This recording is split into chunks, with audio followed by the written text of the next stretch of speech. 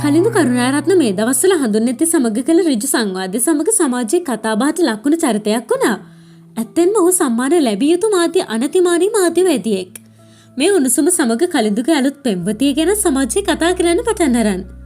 අපි හැමෝම දන්න දෙයක් තමයි කලින්දු මේ වෙනකොට කෝටිපති කොල්ලෙක්.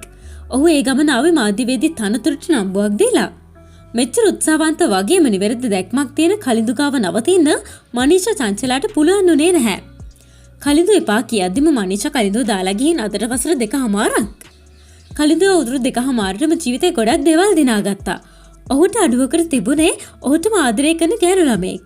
ගොඩක් විවාහ යෝජනා වගේම යාළු වෙන්න කෙල්ලු ළඟට ආවට කලින්දු ඉවසීමෙන් ඉන්න බවක් තමයි පේන්නේ.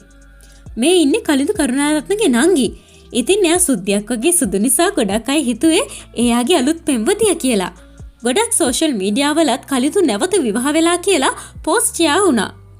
හඳුන්නෙත්තිගේ වැඩසටහනත් එක්ක යට ගිය ආදරය ගැන මතක් කළ පෝස්ට් ෂෙයා කරද්දී කලින්දු කිව්වේ මෙහෙම දෙයක්. මනිෂාගෙන් පස්සේ මම කිසිම ආදරයක් ගැන හිතලා නැහැ. ඔය ෆොටෝ වල ඉන්න මගේ පෙම්වතිය නෙවෙයි, ඒ මගේ සහෝදරිය යනුවෙන්.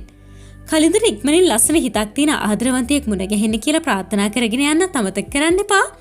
එහෙනම් ගිහින් එන්න ඔබට සුබ දවසක්.